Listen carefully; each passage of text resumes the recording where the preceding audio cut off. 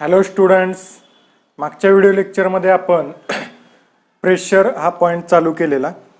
त्यामध्ये आपण intensity of pressure म्हणजे काय ते पाहिलं आणि प्रेशर हेड म्हणजे काय ते पाहिलं आणि प्रेशर हेड कसं काढायचं त्याविषयी आपण डेरिवेशन एक फॉर्म्युला डिराईव्ह केला.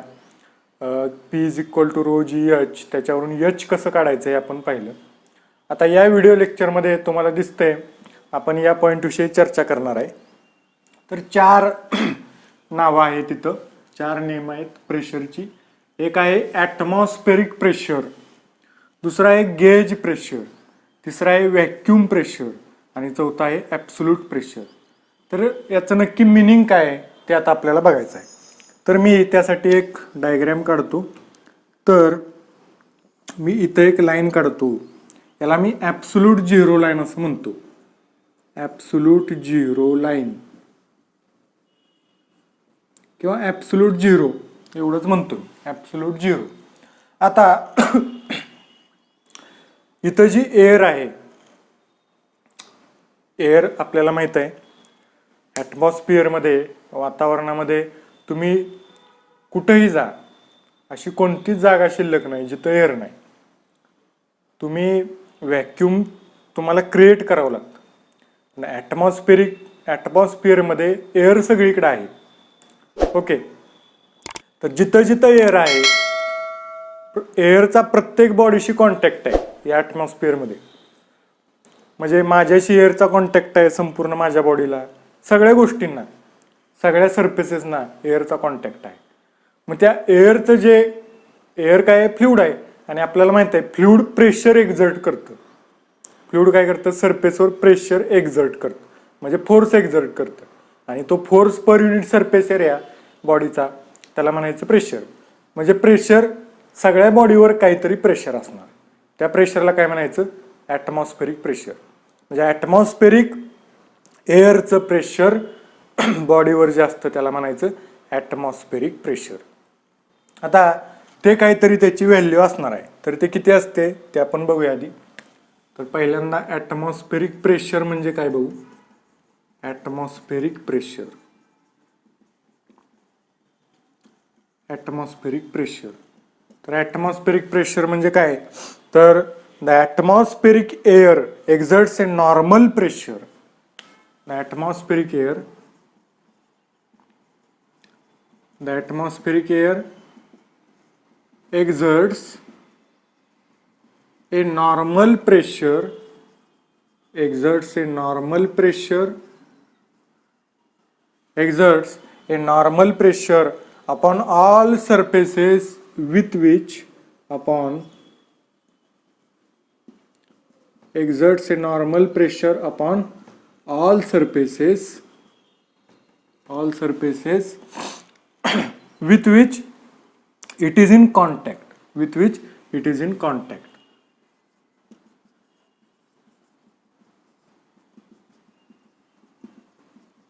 म्हणजे एअरच्या कॉन्टॅक्टमध्ये जेवढे जेवढे सरफेसेस आहेत त्याच्यावर काय करते एअर, एक नॉर्मल प्रेशर एक्झर्ट करते. त्या प्रेशरला म्हणायचं that is called as, is non as atmospheric pressure, is non as atmospheric pressure.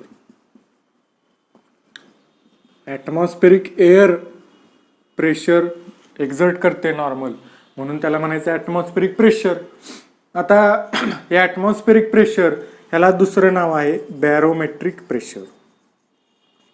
बॅरोमेट्रिक pressure. आता बॅरोमेट्रिक प्रेशर काय म्हणायचं, तर हे ॲटमॉस्फेरिक प्रेशर कशानं मेजर करतात, बॅरोमीटर, बॅरोमीटरनं मेजर करतात. आता तो काय असतो, तर अशी एक कंटेनर कंटेनर असतो आणि त्याच्यामध्ये एक ट्यूब इन्व्हर्टेड म्हणजे उलटी करून या लिक्विडमध्ये बुडवतात.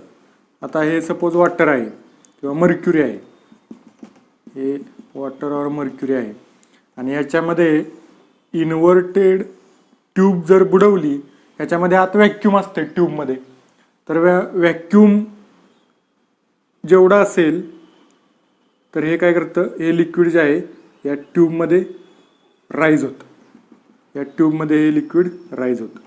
तर जेवढं लिक्विड राईज होतं तेवढं बॅरोमेट्रिक प्रेशर.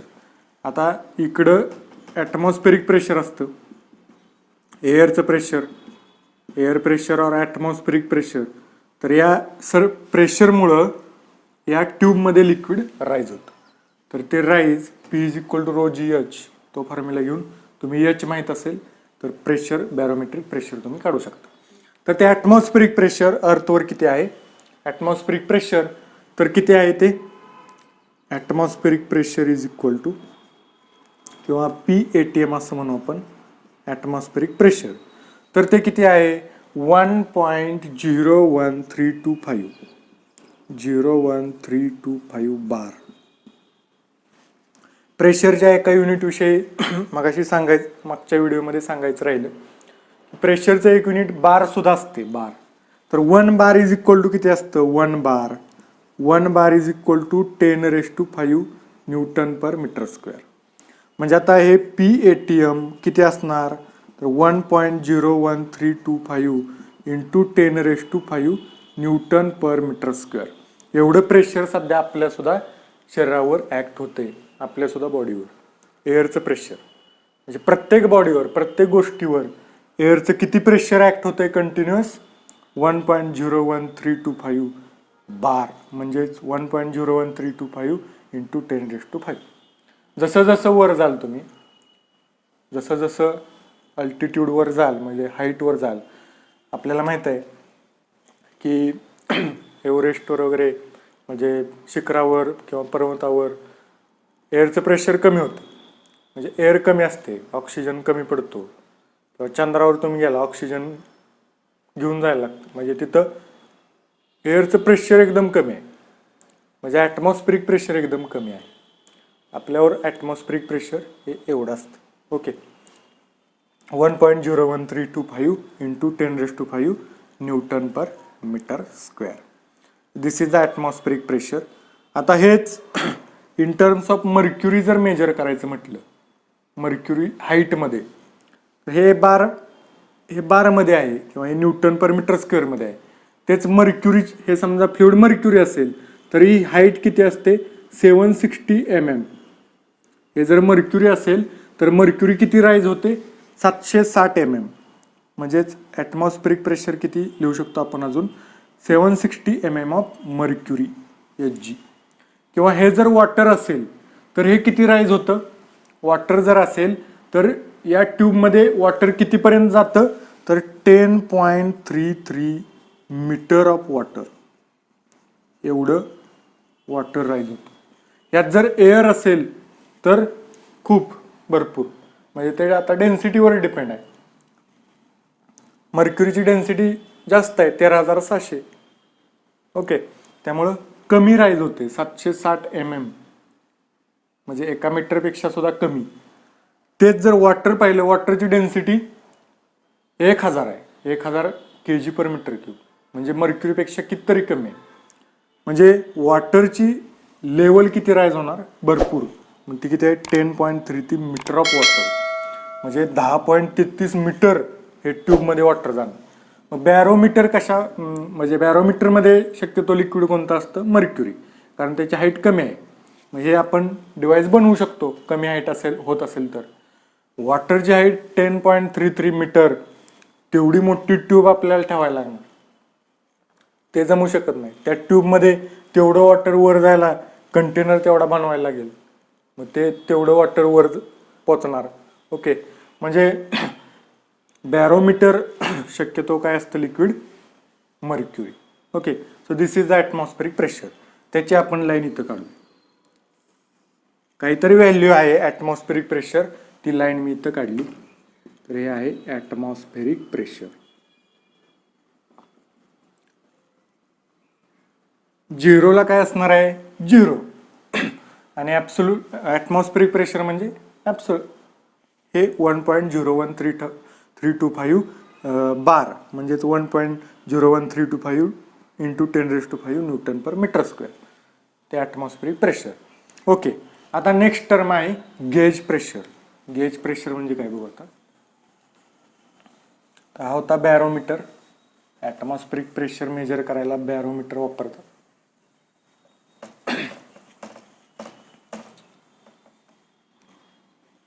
सेकंड आहे गेज प्रेशर. गेज प्रेशर, आता गेज प्रेशर म्हणजे काय, तर गेजनं मेजर केलेलं.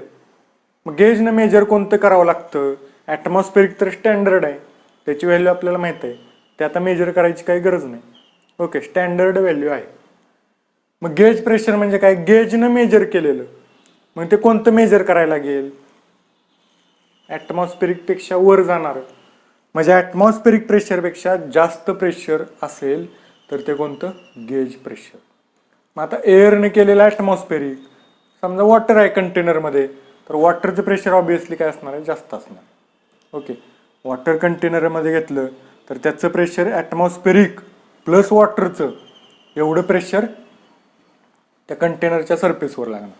म्हणजे आता असं आहे, कंटेनर आहे हे वॉटर, तर हे वॉटरचं प्रेशर या सरफेसवर जर प्रेशर काढायचं म्हटलं तर हे वॉटरचं प्रेशर तर आहेच, प्लस इकडून ॲटमॉस्फेरिक पण लागले, एअरचं प्रेशर वॉटर सरफेसवर ते प्लस वॉटरचं, म्हणजे ॲटमॉस्फेरिक प्लस गेज, ते काय असणार, ॲब्सोल्यूट प्रेशर. म्हणजे या लाईनवरून तुम्हाला कळतंय का बघा, इथं आहे ॲटमॉस्फेरिक प्रेशर, ही लाईन हे ॲब्सोल्यूट, आणि गेज म्हणजे वॉटरचं अजून त्यात प्लस केलं तर ॲटमॉस्फेरिक पेक्षा गेज कसं आहे, वर आहे. ॲटमॉस्फेरिक पेक्षा गेज प्रेशर जास्त असते, तर हे गेज प्रेशरची लाईन.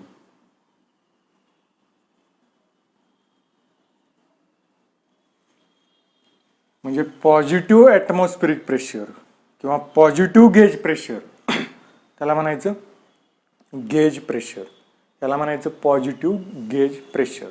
तर ॲब्सोल्यूट प्रेशर काय, ॲटमॉस्फेरिक प्लस हे पॉझिटिव्ह गेज प्रेशर,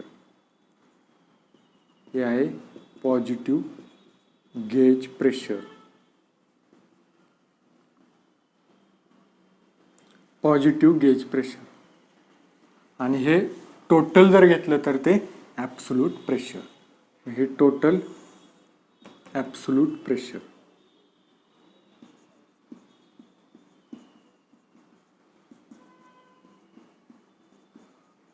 किंवा त्याला पी ॲब्सोल्यूट, PABS असं म्हणू, आणि याला पी गेज, पी गेज, आणि हे P atmospheric. Okay, PATM, P absolute, P gauge. Okay, तर गेज प्रेशर, तर गेज प्रेशर म्हणजे काय, डेफिनेशन बघा, gauge pressure is the pressure above the atmospheric pressure. Pressure above the atmospheric pressure, pressure above the atmospheric pressure. Atmospheric प्रेशरच्या वरचं pressure त्याला म्हणायचं gauge pressure. तर absolute pressure is equal to काय आहे, absolute pressure is equal to atmospheric pressure, इथपर्यंत atmospheric pressure plus gauge pressure, म्हणजे PATM plus P gauge. हा एक फॉर्म्युला ॲब्सोल्यूट प्रेशरसाठी. ओके, या सगळ्यांची युनिट काय, न्यूटन पर मीटर स्क्वेअर किंवा मीटर ऑफ, जर वॉटरच्या फॉर्ममध्ये घेतलं तर metre of water, metre of water, metre of water. मर्क्युरीमध्ये घेतलं MM/Hg, MM/Hg, MM/Hg. Okay, then third pressure is vacuum pressure. आता व्हॅक्यूम म्हणजे काय असणार आहे, तर ॲटमॉस्फेरिक प्रेशरपेक्षा कमी असलेलं प्रेशर, म्हणजे pressure below the atmospheric pressure, that is called as vacuum pressure. मग मी त्याची लाईन इथं काढतो, हे आहे व्हॅक्यूम प्रेशर, व्हॅक्यूम प्रेशर. तर हे जे एवढं असणार आहे हे आहे व्हॅक्यूम प्रेशर, म्हणजेच negative gauge pressure. Vacuum pressure हे सुद्धा गेज प्रेशर आहे, पण ते निगेटिव्ह गेज प्रेशर, ॲटमॉस्फेरिकपेक्षा कमी. मग याला मी पी व्हॅक्यूम असं नाव देतो, पी व्हॅक्यूम. मग व्हॅक्यूम प्रेशर म्हणजे काय, pressure below the, pressure below the atmospheric pressure, atmospheric pressure. आणि मग इथं ॲब्सोल्यूट प्रेशर काय असणार आहे, हे एवढं, हे असणार ॲब्सोल्यूट प्रेशर. तर ते किती असणार, हे टोटल ॲटमॉस्फेरिक प्रेशर मायनस हे व्हॅक्यूम प्रेशर राहिलं ॲब्सोल्यूट प्रेशर. ओके, तर P absolute is equal to इथं असते P atmospheric pressure minus vacuum pressure. हा एक फॉर्म्युला तुम्ही लक्षात ठेवायचा आहे. तर गेज प्रेशर जर घ्यायचं म्हटलं तर ॲब्सोल्यूट प्रेशर म्हणजे ॲटमॉस्फेरिक प्लस गेज, आणि पी ॲब्सोल्यूट व्हॅक्यूमसाठी घ्यायचं म्हटलं तर हे आहे पी ॲब्सोल्यूट म्हणजे पी ॲटमॉस्फेरिक मायनस व्हॅक्यूम राहिलं ॲब्सोल्यूट प्रेशर. या 3 टर्म झाल्या व्हॅक्यूम प्रेशर. मग आता साहजिकच ॲब्सोल्यूट प्रेशर म्हणजे काय, तर pressure measured above the absolute zero. Pressure measured above the absolute zero is called as absolute pressure. चौथी term pressure absolute pressure. Absolute pressure म्हणजे काय, प्रेशर मेजर्ड